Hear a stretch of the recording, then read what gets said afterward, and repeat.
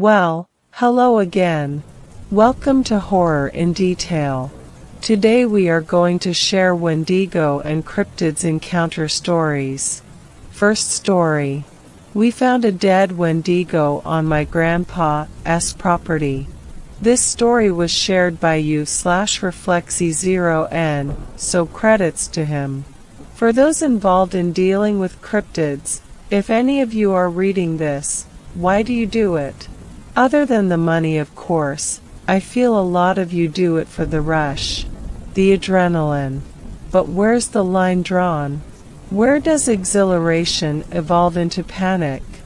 Don't get me wrong, a little risk-taking is food for the soul, but so many factors can go wrong in any situation.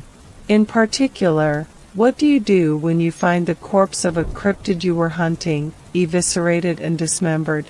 When the abrupt realization hits you that there's a bigger fish. My grandpa wasn't quite on the level of monster hunting, but boy was crazy. Once, he hunted a grizzly using nothing but a crossbow, wet mud and leaves, and his wit. He's had its head mounted above his forest house fireplace ever since. I can't say how far back his love for the wilderness is rooted, but I know he grew tired of the city long before retiring from his job as a metropolitan engineer. Since then, he's lived out in an old house, in the northwestern reaches of the Olympic National Forest, about 40 miles from the park itself, Washington State. I can only imagine how lonely it must have been, living out there by himself, but he never seemed any the worse for it. In recent years, I've come to be good friends with a guy I met in college, Martin. I could see the same fire in his eyes as my grandpa's when it came to the outdoors, always pestering me to come with on camping trips, going fishing, hunting, you name it. It was a no-brainer bringing him along for a visit to my grandpa's. Honestly, I feared they might get along too well, and Martin would never return with me. In the end, it didn't matter, because both of us have been ingrained with a morbid aversion to the woods since that day. Martin was particularly eager this time, practically vibrating in the passenger of my Jeep. Last trip, Grandpa promised he'd show him the ropes of skinning and pelts. Martin often went on about how he'd feel sitting afront a roaring fireplace with a great deerskin rug laid out beneath it. My motivation was simply to check up on my grandpa. He hadn't been responding to my attempts at contacting him for the past week, so naturally I was a bit worried. We ran into a problem early, driving up the long dirt road to my grandpa's. Rounding a corner, I slammed on the brakes, seeing a slew of fallen trees lying across the road. "Damn! What happened here?" Martin exclaimed. "There haven't been any storms recently, right?" I sat with my hands 10 and 2 on the steering wheel, lost for words. No. It's been pretty clear weather round these parts since March. Weird." Shutting the engine off, I hopped out of the Jeep. The only sounds were the leaves, flittering in the mid-spring breeze. Nature's white noise. We were a little over 2 miles away from the house, an easily walkable distance. Grandpa had enough equipment that we didn't need to bring much of our own, so our bags were light. I had my phone, a flashlight, water, spare clothes, and my utility watch strapped around my wrist. My plan was to get up to Grandpa's, and come back down in his truck to chop up the fallen logs with a chainsaw. We thought it would be more fun to go through the woods alongside the track. A long dirt road means only boredom, after all. We scrambled down the left side slope and began our trek, keeping an eye on the road to follow its route. Only a few minutes later, the smell hit us. Putrid carrion. It was nothing unexpected, animals in the forest die all the time. Even so, That hardwired part of my brain was repulsed at the smell. Shit, something's festering out here, I said. Can't imagine how it'd smell in summer. Martin let out a small retch, but agreed. The stench only grew stronger as we went on. It was at its peak when I almost tripped over a sharp object on the ground. I thought it to be a cluster of branches at first, but the notion quickly dissolved upon seeing their pale, ceramic reflections. A decapitated stag's head lay right in front of us. It was wrong, though. The teeth were too long, and the bone of its face was exposed. Even with the odor, I could tell it was fresh from the viscous black blood that seeped from its neck and mouth. Martin spoke up, "God damn, that's freaky. You think a bear did this? I mean, there's only black bears here, right? I doubt they could pull off something like this. A cougar, maybe? I don't know. Never seen one straight up decapitate a stag like this, though." My eyes were drawn to a trail of blood, forming a jagged streak ahead of us on the ground. My gaze followed it, until it terminated at the stag's grisly mess of a body. Well, it looked quadrupedal from a distance, but as we moved closer, I found myself sorely incorrect. The body was that of a monster. Large in stature, but bony and gaunt. Long, razor-sharp claws lying splayed across the ground like kitchen knives. And all covered in patches of dark wizened fur. "Is it bad?" Martin called out, approaching from behind me to get a look. When he saw it, he went still and quiet, as had I. There was no statement that could do the sight justice. I'd heard the old tales of the horrors lurking deep inside the forests, but never experienced them face to face. It was still, laying dead as the fallen leaves beneath it. It looked crushed and broken, littered with what seemed to be wide and deep puncture wounds. Martin managed to speak up. "Is that?" But before he could say any more, a sudden snap broke the tension. The snap of a twig, no, a branch. My spine shot straight upright. Against my better judgment, I found my head gradually swiveling in the direction the noise had come from. When I caught a vast, hulking shape in my peripheral, I whipped around to face whatever was there. I saw something, just for a moment. Enormous, long limbs draped in shaggy hair, the color of pine bark. But as quickly as I'd turned, the image vanished. Rising dread threatened to pry my lips apart in a scream. I looked far and wide, but nothing was there. "Cal, what is it?" "Wait, the cougar isn't still here, is it?" Martin whispered. "No, it's nothing. Let's keep going, we can talk about this later with my grandpa." But the cat could still be loitering about somewhere. It's best we don't stay in the same place for too long. Before departing, I snapped a few pictures of the mangled corpse on my phone, zooming in on the head without backtracking to get a better angle. Something told me that turning back, however briefly, would be a terrible mistake. We went on with urgent pace, pretending to ignore the heavy movements between the trees nearby.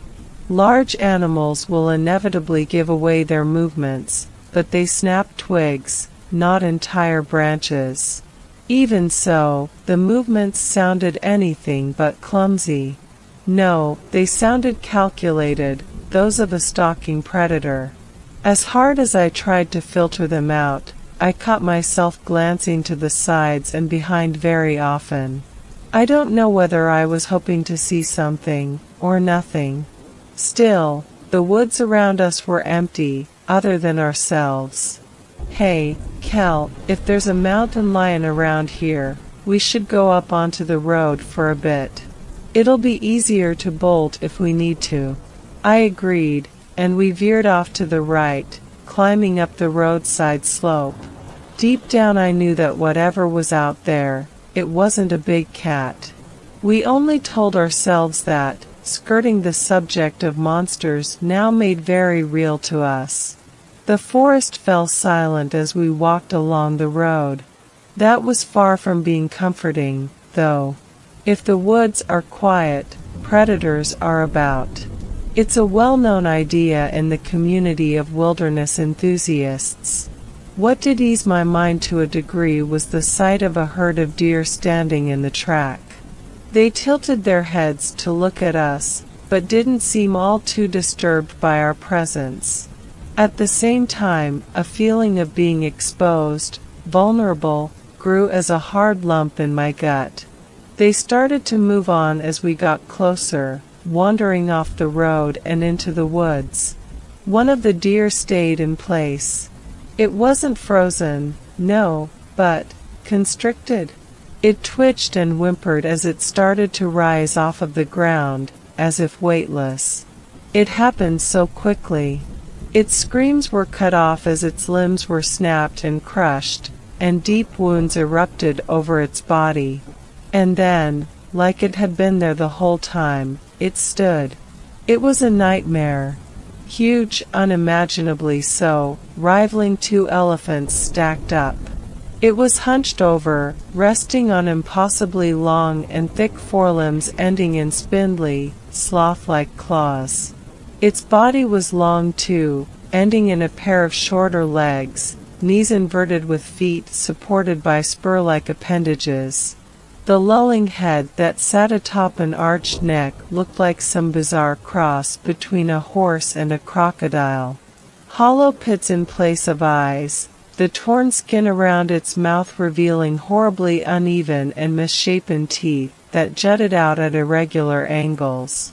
The fading sunlight glinted off of the long gashes covering its sides and head. The dead creature from earlier had definitely put up a fight. But it could never have been enough. As we stood, stunned, it reciprocated our stare, the only real movements being the sets of rib-like appendages undulating on its underside, rendering the deer into a torn sack of flesh and bone fragments. The poor animal seemed to wither before our eyes as the sharp ribs forced deeper into its body, like a juice box having the last drops sucked out of it. In that moment, we were part of the herd, paralyzed. Some had already run off, but others were as statues in the presence of this beast. Another smell hit us then, different from the stench of decay like earlier, but equally as sickening. Like moist earth, sulfur, methane, and dead fish. Its source was clear as wisps of gas from the beast's mouth became thick, billowing fumes, rising into the evening sky. The tension was broken with the deer's mutilated husk thudding to the ground. The remaining deer took flight, scampering off into the trees, and in response the beast snapped its head in their direction. Something was wrong with its head, flopping around clumsily as it turned. I took a step back as it let out a deep, guttural rattle, before bounding off after the herd, its matted hair swinging violently. It splintered a tree as it went, but was totally unfazed by the impact. We waited until its thundering gallops faded into the quickly darkening night before saying anything. What the fuck? What the fuck? What was that thing? Martin sputtered, tears welling up in his eyes. I don't know, man, but we have to get to the house before sundown. I have a feeling our chances at escaping it are little to none in the dark. Are you crazy? We have to go back. I want to get as far from this place as Padash. What about my grandpa? We can't just leave him here with that thing. Martin didn't look over to me, but wasted no time disagreeing, starting his jog up the road. We were already over halfway to my grandpa's house, and even if we wanted to escape, it would be a menial task for the creature to smash the Jeep off-road. The solitary light in the distance looked like the gates of heaven. It radiated safety. But I knew we couldn't continue out in the open, completely exposed. I looked down to my utility watch, making a mental note of the direction of the house, north-northeast, before grabbing Martin by the arm and leading him off the left side of the road. Nature's cruel irony manifested in the steepening terrain and the thickening brush. The house's light quickly faded, leaving us with only our bearings to navigate. I thought we might have gone off track for a terrifying moment, but I saw the column of smoke above the distant tree canopy that could only be from my grandpa's chimney. "Come on, this way." As we neared, no light became apparent. Maybe he'd already gone to bed. I could only guess with his lack of communication. We came up onto the lip of a hill, sloping down towards a flat clearing. But there was no house. There, the pillar of smoke, but there was no source. It began in midair from nothing. As we stopped to look, the point where the smoke came from jerked around in the air. When I picked up on the organic stench, it clicked in my mind. Just like before, there it was, looking directly at us, the thick fumes spewing from its mouth. But I noticed something else this time. Now that the moon hung in the sky, its light glinted off of something beneath the creature's head. 6 black orbs, shiny like obsidian, 3 on either side of its neck. They darted about, independent of each other, and I knew immediately what they were. Eyes. What kind of abomination was this? If those were its eyes, and it ate the deer with that structure resembling a rib cage, then that must mean it had a false head. A distraction, defense mechanism maybe? It made sense how this head flopped around limply with the beast's unnatural movements. I blinked in quick succession, and looked down to my watch. Due east. We had been misled. It had circled around us to lie in wait. In one motion, I gripped onto Martin's shoulder and pulled him in the direction we were meant to be heading in a wild sprint for survival. The beast erupted into movement, ribs rippling as it let out another rumbling trill. Martin looked over to me, confused. "Hey, dude, what are you doing?" "There's nothing the dash." "Shut up. Just run as fast as fucking possible, now. Don't stop for anything." Our pounding feet were matched by heavy thumps and loud cracks of trees being smashed. I dared not steal a glance behind, fearing that even the slightest break in pace would mean death. "There!" I struggled to see what Martin was talking about, until the yellow light became visible between the tree trunks. We were only a few hundred yards away, but I was surprised the creature hadn't already caught up to us. Even the trees in its way stood no chance at impeding it.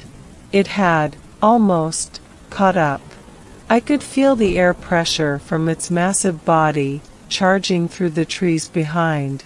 Close enough that, at any moment, I might feel its claws cleave my body into pieces. A saving grace. Coming up on our left was a dense patch of old oak trees. I swerved towards them, leaping through the spaces between trunks, just large enough for us to get through. I hit the ground, rolling sideways. There wasn't even time to be dazed as an immense slam sounded from where we'd just been. I scrambled backwards, looking to see a great arm slinking through the gap.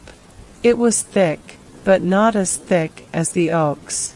The claws tapped about, searching blindly for our frail bodies. "Go!" I shouted, and the both of us shot to our feet and bolted towards the light. As we ran, the sounds grew distant. Was it stunned, or did it still think we were behind those trees? I didn't care. All that mattered was being inside and not out.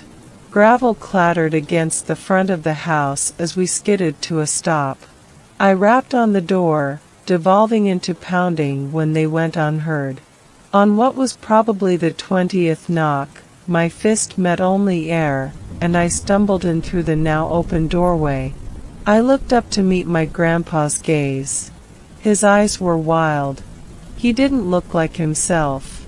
He glanced behind me at Martin, then behind him. Whatever he saw out there, his pupils contracted in response.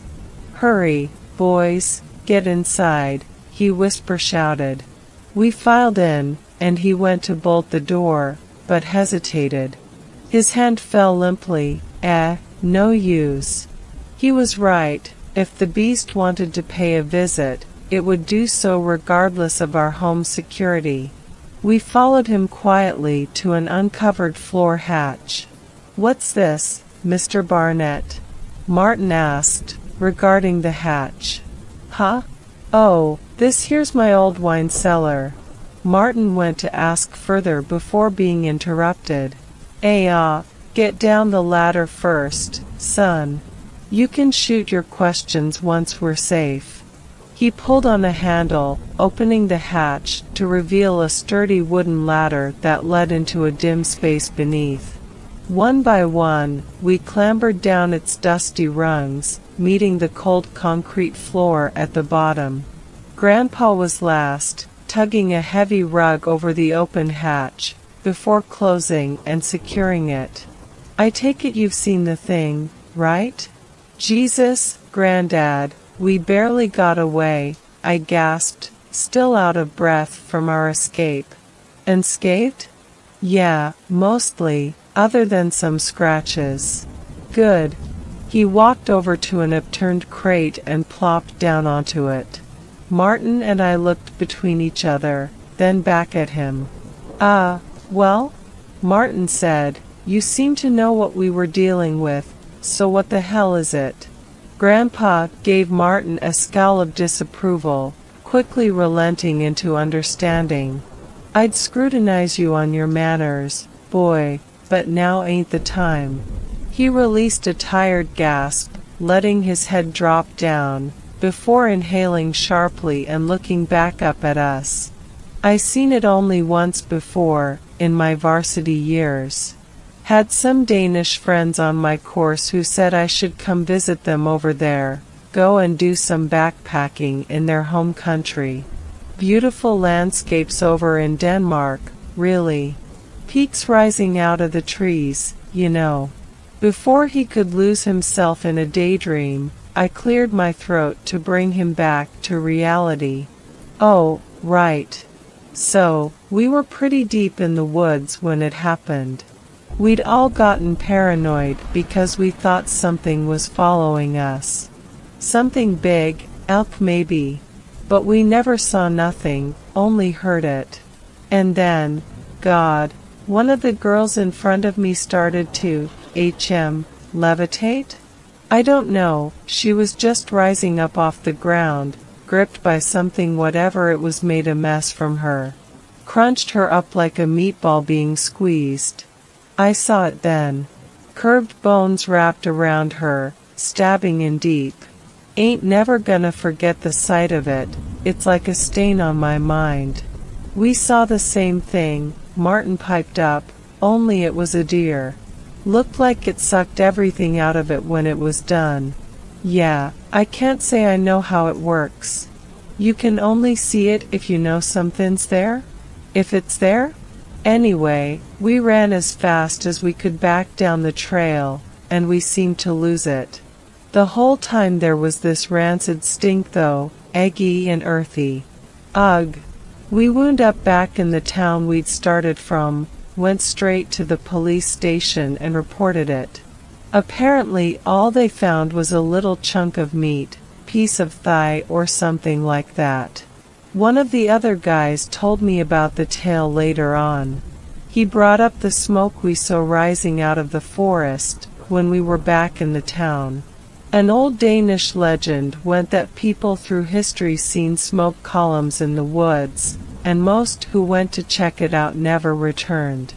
They said it would move around, not like how a fire would spread, but like it was wandering to and fro. Damn, that's a horrible story, Grandpa, I said. It doesn't help us figure out what it is though. We already know the stuff you've just told us. Well, he replied, I'm sure it's got many names, seeing how it can just pop up where it likes. But I only heard it called the Skorstender. Means chimney beast if I'm remembering right. That makes sense. We thought we were seeing the smoke from your chimney, but it led us right to it. Kel, Grandpa sighed, this house ain't even got a chimney. Martin looked over to me, scoffing, then back over to Grandpa. So it lures people in like that? Sure, but I don't think it means to. I'ma take a gander and say it started up with the fumes after it ate that deer? Yeah, I replied. Whatever that thing is, it ain't from here. It ain't from anywhere on the planet, I think. It eats something, then starts giving off smoke. Waste product from digesting, I'd guess. So, shit gas. Martin chuckled. He always was able to find a way to lighten the mood in dire situations, even if just a little. I looked up at the monochrome ceiling above us, mulling over what Grandpa had said. I remembered how this whole thing had started, and pulled out my phone to bring up my photos. We found this after starting our way up to yours on foot. I have an inkling, but do you know what it is? Grandpa squinted at the screen, then took it from my hand.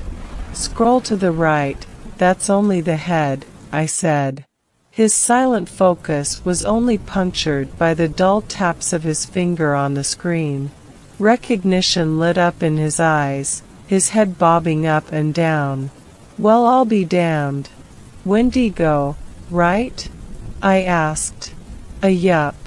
I gotta say, never seen one around these parts before, but then again I was never looking for one.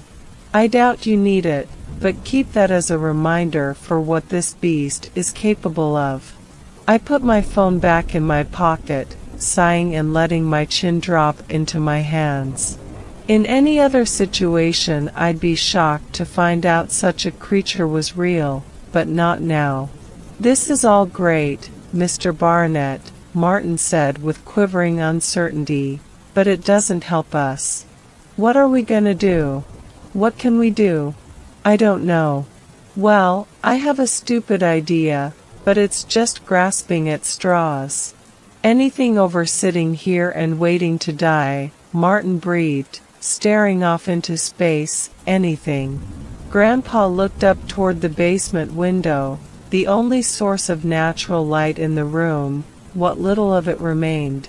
Well, I was checking my traps out east from here, about 700 yards into the woods. Only, when I got there, there was this smudge? I don't know what to call it, but that's the best I can describe what it looked like. It was like, looking into it, I couldn't register what I was looking at. Hurt my eyes after a while. Never seen nothing like it. Was after that I started seeing the Skorstender, so. He trailed off, like he was struggling to find the words to say. So, what? I pressed, leaning forward in anticipation. Again, this is guesswork, but I think that's where it came out from. I threw a rock into it when I was there, but ain't hear it hit the ground. Like it went someplace else. If we can just lead it back there, just get it to go back and dash. Wait, hold on, I interrupted, shouldn't we call someone? Police? The damn army? What do you think will happen to the cops when they come out here, huh? What's a chief and a rookie in one police car gonna be able to put up against it? And good luck convincing US military to send out Marines. You'd be lucky if they thought it was a joke. I shut my mouth, swallowing my next words, allowing Grandpa to continue with his proposition. Either the beast leaves, or we die. I'm not even gonna talk about trying to drive away. You seen what it does to the trees. Stealth might work, but it's better at that than we are, big as it is, and I don't want to risk either of yous losing your lives." His last remark sent a chill down my spine. He'd said nothing explicitly, but I already began to understand what he meant. "Granddad, you don't worry about me, champ. I got something, but you gotta listen closely. Both of you." Martin and I set our full attention on him. I wanted to hear his plan, but I really hoped it was going to go a different way from what I was thinking. "Now, I want to make this clear before anything else. I'm going alone, and you boys need to sit tight and do as I say." My heart dropped, plunging into the stone-cold sea of despair. "Are you crazy?" "No, I have to go with you, I dash." Grandpa cut me off, shushing me. "As I say," he commanded. I knew he was right, but in the face of loss my thoughts wrestled against the idea. "Okay. Now I'm gonna call you when I'm a ways off, all right? You have to pick up and stay on the call with me. It's vital you keep your attention on my voice. I need both of you to be brave for the next part. I need you to make as much noise as you can." Martin's eyes bulged in fear. "Won't that just get us killed?" "I haven't finished. That's only up until I call you. When I do, you shut up, and you hide in the darkest corner of this cellar, okay?" I was heaving for breath now, cold beads of sweat budding on my forehead, but I closed my eyes and stilled myself. "Why yeah, okay. Good. Once we're connected, I'll start dash." We were silenced by a single muffled thump from overhead, so forceful that the ceiling spewed cement dust down on us. Then another thump. And another. And another. I fell off my perch in shock when a booming crash sounded from above, chased by the clattering of rubble. The steady thuds drew nearer, louder, until the only sound was that of the floorboards groaning under immense weight. I looked over to Grandpa, who looked over to me and whipped a finger to his lips. I nodded, then slowly turned toward the basement hatch. The beast was trying its best to move silently. A stifled whimper escaped my lungs as I saw the hatch buckle. A loud bang shook the house's foundations, then nothing. In the silence, I could make out the beast's ticking growl. It was toying with us, trying to catch us out, make us think we'd been foiled so we'd burst out in a panic and try to flee. Its intelligence terrified me so much more than its grotesque appearance. It tried this bait a few more times, before huffing angrily. The heavy creaks grew distant until we could no longer hear it, aside from the single crash of a fallen tree somewhere outside. I stood up, eager to set this plan into motion, only to be dragged back down by a firm grip on my arms. My eyes fell to meet my grandpa's, looking at me with a wide-eyed scowl.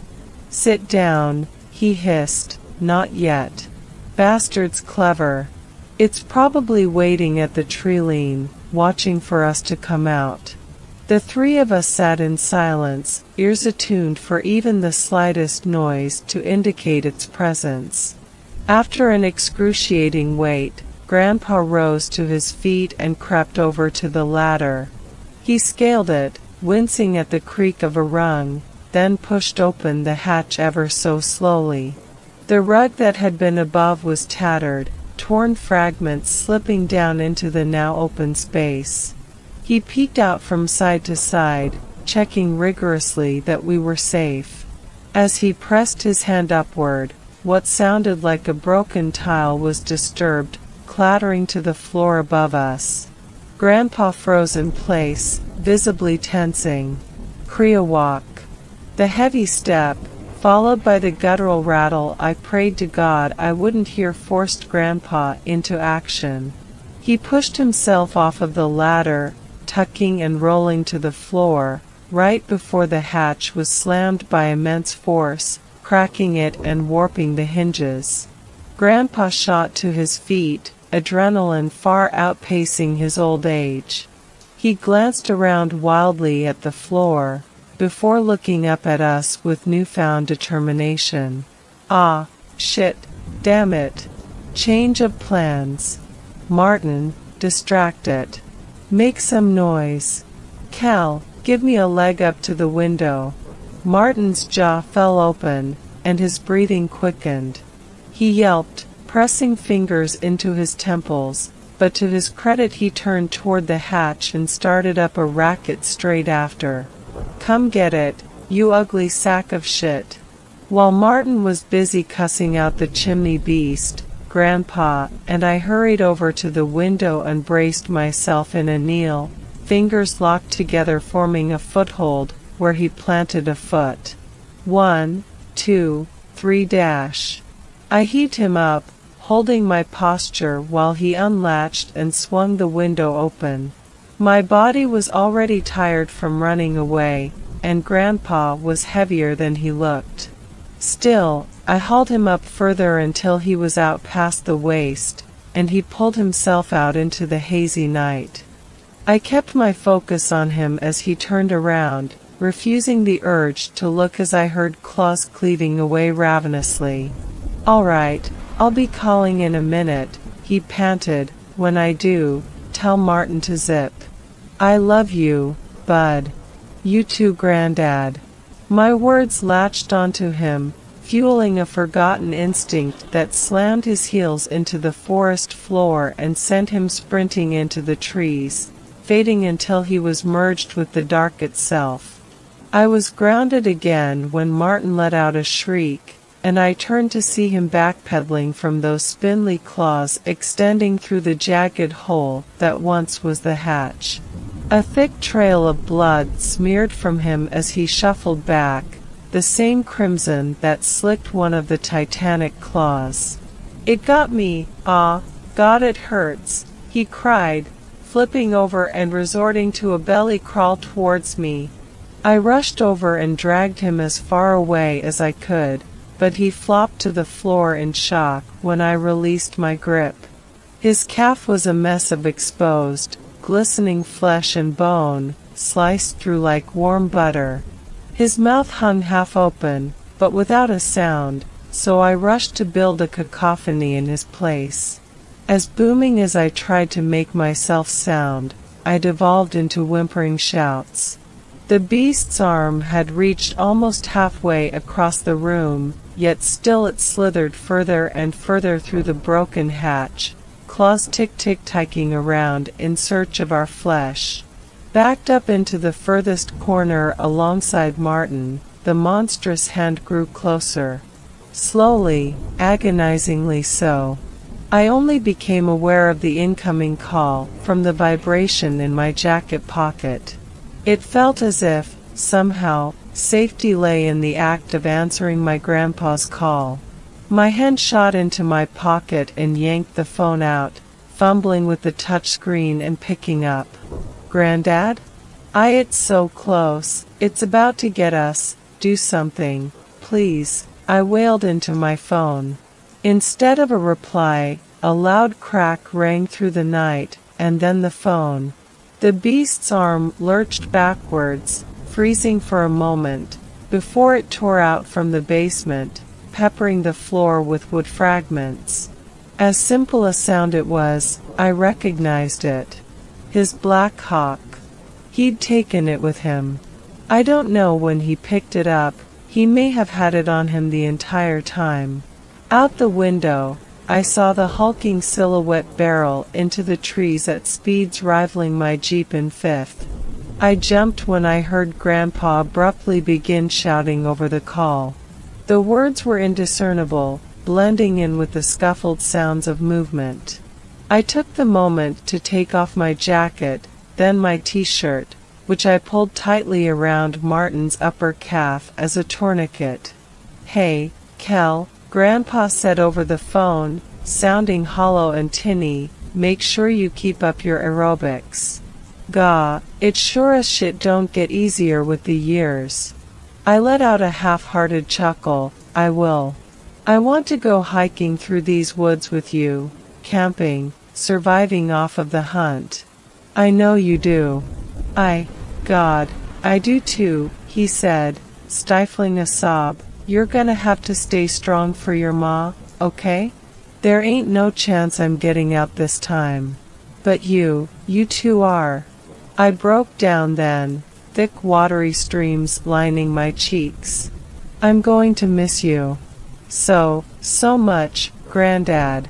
But we had some good times. Amazing times, no? I sure as hell did. And, well, this is a pretty badass way to go out, right? An unfamiliar comfort swelled up inside me, almost breaking through the tears. Yeah. All right, I'm here. The smudge. No idea what I'll find through there. I could hear the thundering beast across the call as it gained on him, its clicks and rattles too. I'm going in. Promise me one thing, though. Anything, Granddad. Ha! You be good, kid, and make my daughter proud. That's all. A bizarre noise came from the phone speaker, something akin to the sound of a stone sliding across a frozen lake, followed by a splash that seemed to kill all noise. That dead silence was broken when a shuddering voice spoke again through the phone. What the? Where are you? I yelled, pleading for any small morsel of information he could provide. I don't know, I'm in a pipe, I think? Some kinda glass tube. I can see everything outside. It's all there, all at once. There's more of these tubes, so many more. They're branching and splitting, but the connection got progressively weaker as he talked, jittering and buzzing in my ears. I'm heading down this tube now, and there, central one, but it's huge. Enormous, holy shit. No, I don't think it's the central in the distance. So many, the hell is this place? My exhausted brain couldn't fathom a single thing to say. I just listened, almost as confused as he was. Streams of through some of M and the dash. He was cut off by a tremendous splash, but the sound quality at this point made it sound more like a roar. I could only hear his whimpers, until that hissing trill crawled its way under my skin once more. It melded with the audio glitches. But then, I heard something I never could have expected, even after seeing what I'd seen. CKCKCKKRRRR. SSSSS. S. Raw CKCK. It sounded as if the creature was stuttering, clearing its throat, before. Exalti BRRR. Aureatith. It TTS flow shows us, CKCKCK, the path. It spoke. The unearthly, nightmare beast had spoken. Its words were jarring, like it was repeating after someone teaching it how to talk, broken by animalistic clicks and hisses. Grandpa screamed, but the call lost connection completely and drew it out as a high, sine wave tone. My hand acted off its own accord and loosened its grip, sending the phone clattering to the floor. By the time I had crouched down to grab it, only my home screen greeted me as I pressed the home button. Call failed. I looked down to Martin. He was out cold, but breathing. The bleeding had died down, but he needed urgent treatment. Even so, I fell to the floor, back slouched up against the cold concrete wall, and decided to wait it out until sunrise. I was certain Grandpa's plan worked, but just the slightest uncertainty held me in place. The adrenaline was beginning to wear off. My limbs ached, head thumping. I fought against my eyelids, but they felt as if dragged down by anchors. All light vanished, and I faded into sleep. I woke to heat on my face, and a red-orange blur. I opened my eyes, grimacing at the rays of sunlight that poured through the destroyed basement hatched directly onto my face. Any notions of a simple nightmare were shattered. Martin. I rolled over on my side, seeing him laying a few feet away. Thank God, he was still breathing.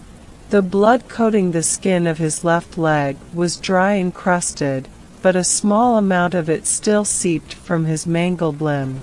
I chose to let him rest while I turned to the broken ladder, hauling myself up what remained of its rungs, and out into the house, what remained of it, at least. Utter devastation. I do not exaggerate when I say almost the entire front portion of the house was gone. Wooden beams jutted out from piles of rubble and dust, but all was still. Unlike the day prior, birdsong weaved throughout the woods and into the ruins. I recall learning about how forest animals would go quiet when a predator is nearby, but I'd been too on edge to notice until their sounds had returned. Still, subtle chills wormed their way up my spine. I felt safe, but I'd also felt safe with Grandpa in the basement, until the attack. No smoke plumed from anywhere across the tree line, and no stench defiled my nose, but I couldn't shake it.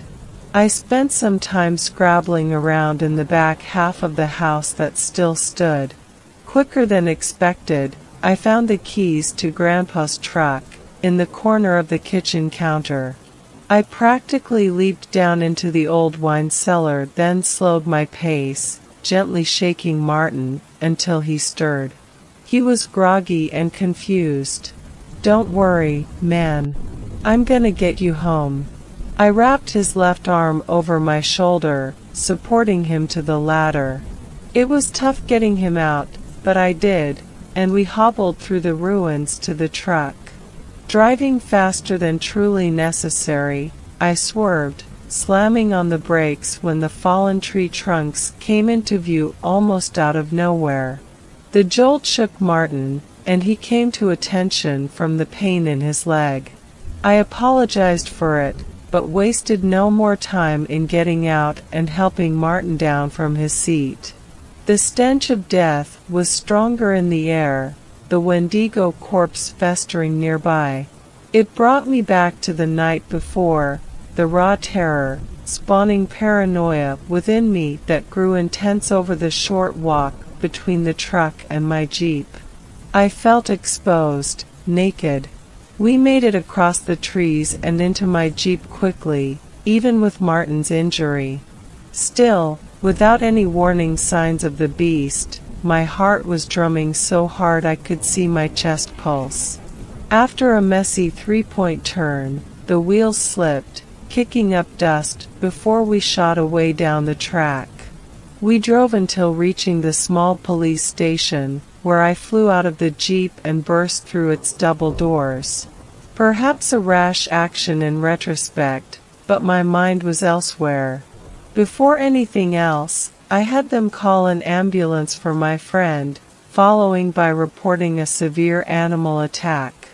When I was asked what attacked us, I spat out cougar. The officer grunted, and I laid out the facts. Grandpa was gone, dragged away by our assailant. An ambulance arrived soon thereafter to pick up Martin. The EMTs were visibly surprised by the laceration, but attended to him nonetheless. He'd lost a fair bit of blood, but they quickly got him in stable condition at the nearest hospital, where he stayed for the next week. A search party banded together to look for Grandpa, but they found nothing, of course. I was questioned about the state of his house, but I think the trauma welling up in my eyes was the best defense I could have had. No scorch marks on the rubble to indicate explosives, nothing. It's been a few years since this all happened, and I've made it through the stages of grief in one piece. I'd like to say Grandpa lives on in my memory, but that wouldn't be entirely accurate to say. I can still remember him, our conversations, days out, the smell of his fireplace, all that. But no matter how hard I try, I can't remember what he looked like. That's to say, there's only an imperceptible smudge where he once was in any pictures I still have. I don't know where he ended up, some massive network of tubes, but I get the distinct impression that his grave lies elsewhere, in another place separate from this world. I'm eternally grateful for his sacrifice, yeah, but I can't help but think that it was only our lives that were saved from the Skorstender. Are there more of them, or is it somehow able to relocate itself? Only my grandpa would have answers, but, yeah. Just in case, if you find yourself out in the wilderness and you see a steady plume of smoke rising from the trees, perhaps even smell the organic stench of digestion, it'd be best to call off the occasion entirely. Once it's on to you, well, I only hope you're as lucky as we were on the day my grandpa died. Second story. This story was shared by Spooks174, so credits to him. I was hunted by something evil in the forests of California. My name is Wilson, I am 33 years old, and I love camping. Ever since I was a young boy I loved the great outdoors. I would hunt and fish and hike or occasionally just sit down and bask in the glory of nature. So this started when me and a few of my friends decided to go on a camping trip. I thought, absolutely, I'm not the type of person that would turn down a camping trip. So, we packed our things, filled up a small ice chest, and me and 6 of my friends, Mike, Anna, Joey, Philip, Brittany, and George, hiked out deep in the wilderness with the intention of spending a few days out there. Things did not go as planned. So we began our hike into the forest and it was rather uneventful. We parked our cars in a small town and headed out. The forest was beautiful. The sunlight shone through the leaves to where you could see the veins in great detail. Enormous vertical cliffs rose up in the distance right in front of an enormous mountain range. We passes several crystal clear rivers and vast lakes on our journey. When we finally reached our destination we dropped our bags, set up our tents, and lit a campfire. It was late in the afternoon when we had arrived. We just hung out for the rest of the day. Eventually the sun went down. There were too many stars to count in the sky and there was no moon. We ate some s'mores and drank quite a bit. One of my friends, Mike, went out away from the camp to get some firewood. We continued just fooling around by the campfire. About 20 minutes passed and Mike still hadn't come back. Anna, another friend, decided we ought to go look for him. Joey cracked a joke about he had probably just passed out from the beer. Me, Joey, and Anna walked off into the forest. We called out his name several times, but he never answered. Then, we found him. It was horrible. There was blood everywhere. Mike was attached to a tree with a stick that had been jammed through his open mouth and went through his skull and into the tree trunk. His eyes still had a look of complete terror in them. His entire torso had been completely ripped open, revealing his intestines, lungs, and heart. His guts had been spilled all over the ground beneath him. Joey vomited all over and Anna started to cry. I just stood there in total shock. I just couldn't believe it. A second ago he was up and walking. And now? We ran back to the camp and told the others about Mike and how we needed to get the fuck out of here. At first they didn't believe us, but after much talking they came around. We just grabbed a few things that we could carry easily and left the rest of our things, including the tents. We began our trek back to the town. We were guided only by the light of our flashlights. Philip called 911 and told them what had happened. Unfortunately, we were deep in the woods, so they weren't going to be able to get anyone out here for a while. We just continued walking forward. Then, we heard it. It was a yell that I had never heard before. It was a deep, guttural sound, almost like a bear, but not quite. The yell went on for almost 10 seconds. And the worst part was that it sounded close. We were absolutely terrified. Anna was shaking. George was looking around anxiously in all directions. Brittany grabbed a stick off the ground and I did the same. But I knew it probably wouldn't do much. We walked forward at a pretty rapid pace. We were desperate now. We had to reach the town.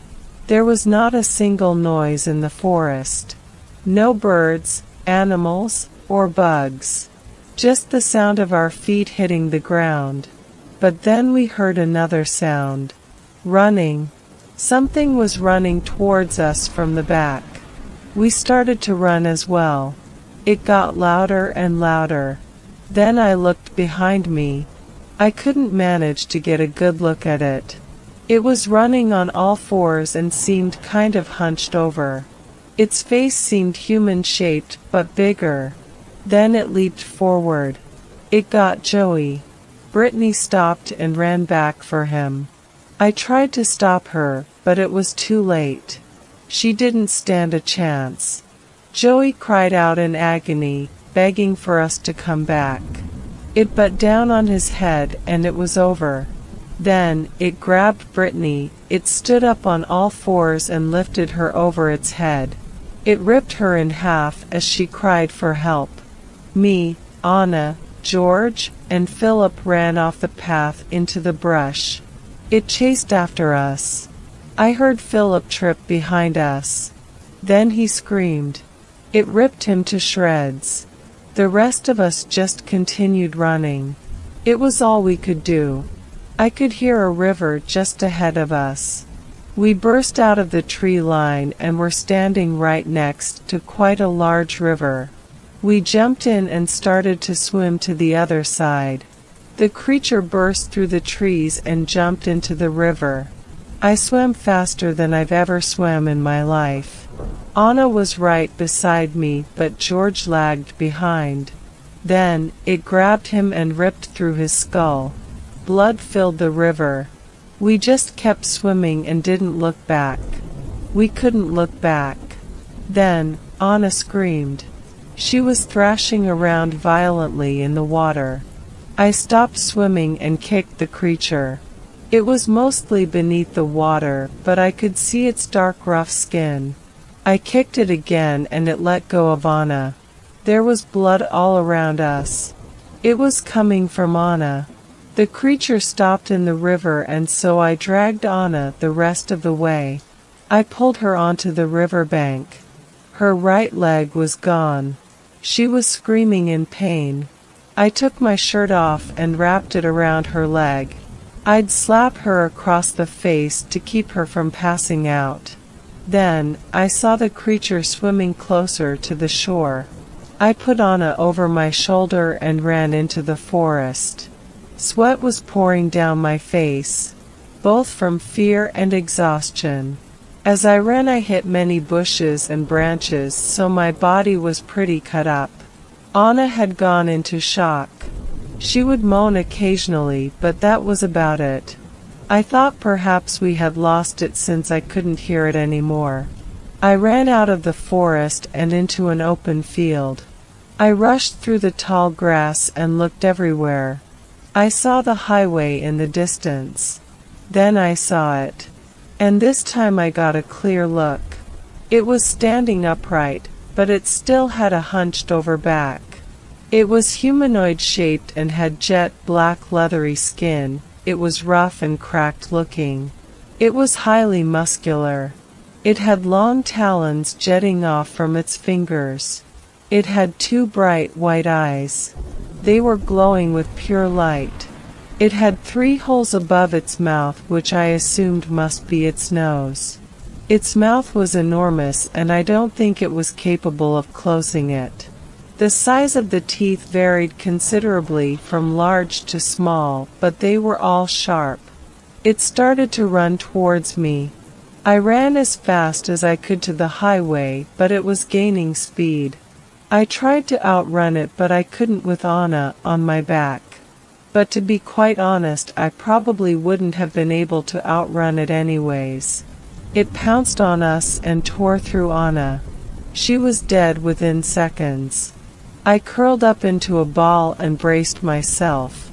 I could feel my body getting ripped to shreds. My skin getting ripped off my body.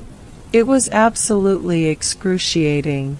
Its talons sliced through my face and ripped out one of my eyes. I had never been in this much pain before in my life. Then I heard gunshots. The creature roared in pain and ran off into the forest.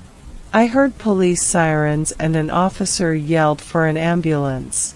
They started placing pressure on my wounds. I blacked out to the sounds of yelling and sirens. I woke up a week later in a hospital. I was covered in bandages and I was hooked up to a machine. I had hoses going into my nose. The nurse told me I was lucky to be alive. She said I had an enormous number of stitches and a few surgeries. She said I would live, but I would never be able to see out of my left eye. Later on I got a better look at myself. I was totally unrecognizable. Long and deep scars covered my face and body. I looked terrible. I lost all of my friends in that forest. There were several attempts to find the creature, but all of them failed. To my knowledge, there were no more sightings of it. I never went camping ever again after that night. Third story. This story was shared by you/CrazyTechWizard96, so credits to him. The Wendigo appeared in my dream. This story includes a big real-life overlaps, and further down a lot of information about the before and after of this encounter, plus other information which I found out later. It all kind of starts like this, as far as I can remember. A cold winter day, and I was walking through the woods near my house, which is just at the edge of town. As I walked around, I noticed that the leaves weren't covering the ground in this area. Not a lot snow has fallen around there. After a bit of walking, I saw him, just looking at me. He was slightly crouched, kinda like he was looking out for someone else.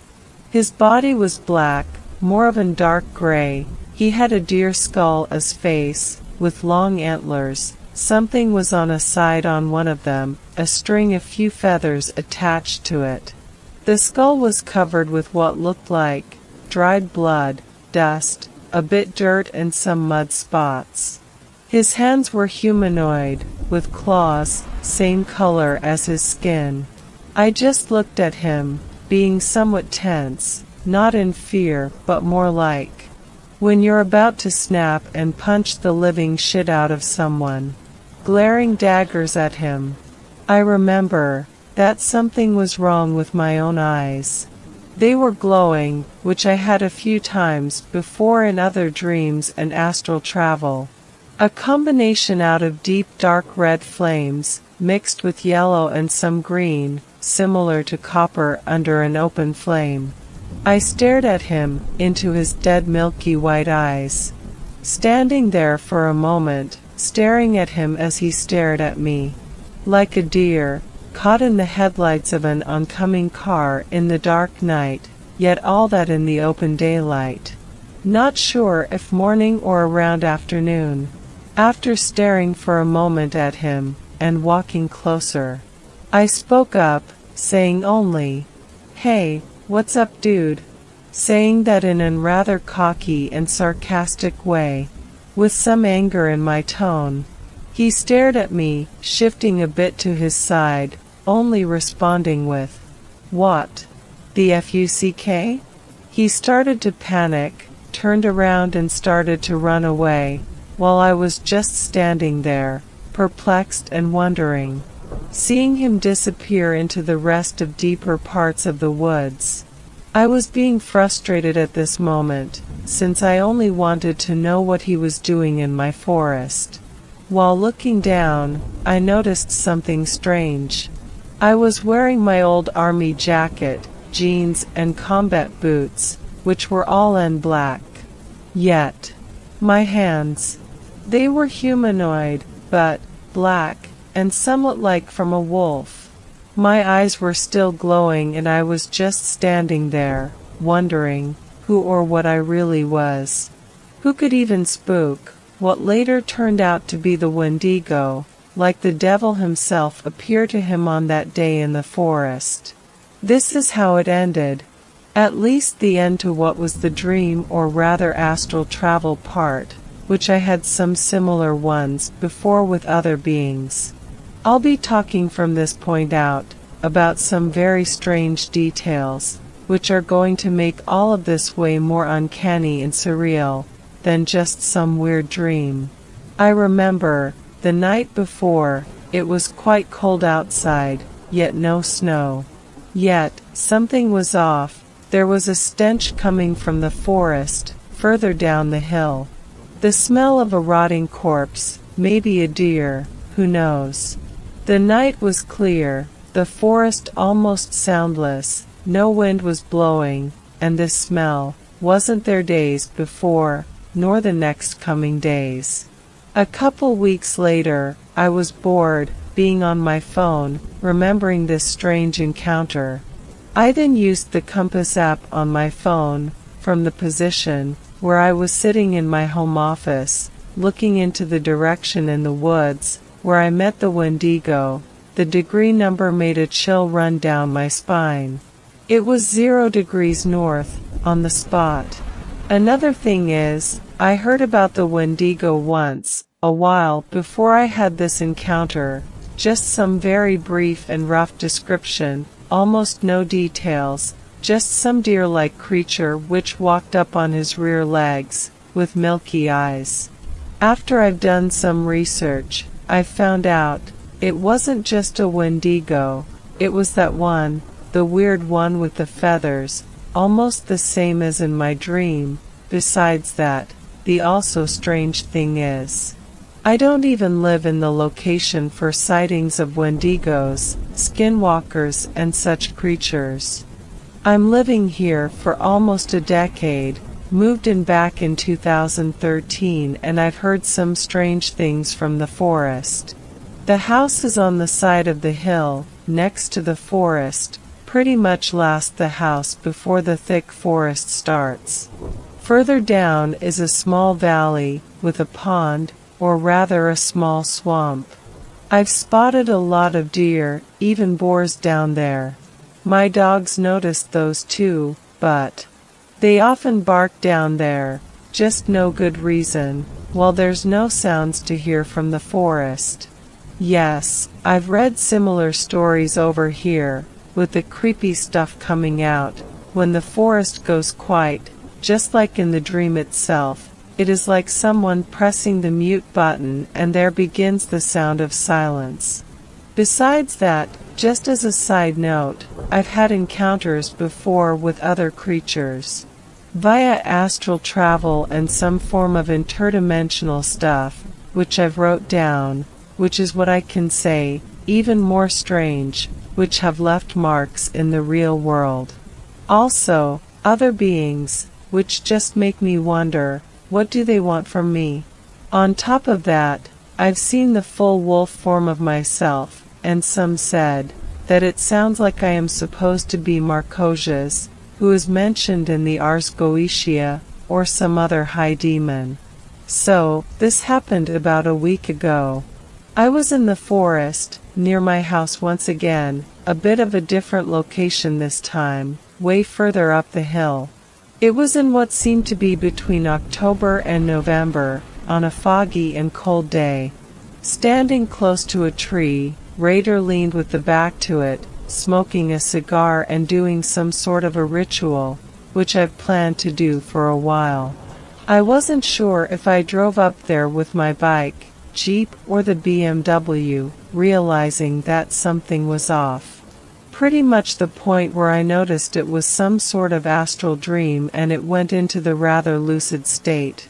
There was it again, no sound, and I saw him slowly come closer. I started at him puffing.